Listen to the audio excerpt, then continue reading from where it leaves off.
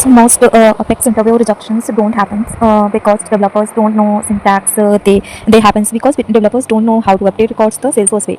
So in this video, I will show you a real-time DML update pattern using SOQL plus DML together, a pattern that appears in almost every triggers, project, and interview. So in a real-time business scenario, so imagine this requirement: when an account becomes active, all its related contacts should be updated automatically. So this sound simple, right? But if you write in the wrong way, you will hit the governor limits. So let's see the correct interview approach.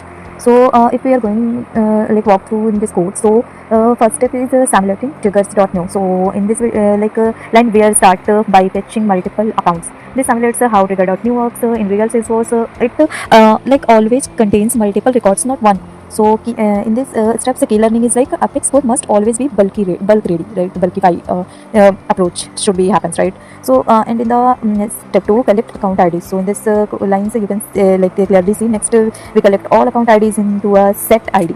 So why set? Because no duplicates perfect for where ID in collections, interview favorite concepts. So this step is mandatory to avoid SOQL inside loops.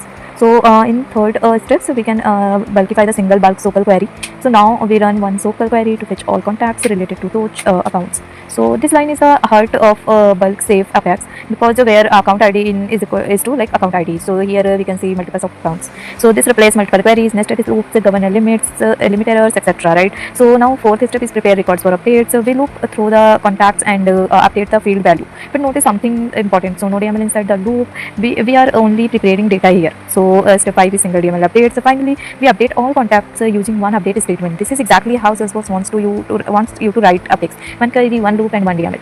So in interview insights, like in interviews, you might be asked why not update contacts inside the loops. So your answer should be like, because trigger can process up to 200 records and DML inside loops can exceed governor limits. So another common question would be like, why collects ID first? So to use a single SOQL query with the in clause and they give the code bulk save. So why the pattern is so important? Because this exact structure is used in triggers, batch Apex, queuable Apex, real production projects. If you master this one pattern, updating related records becomes easy and safe.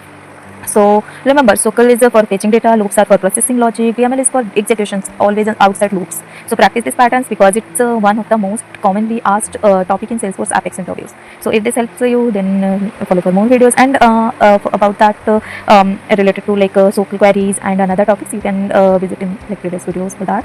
And yeah, so thank you for this.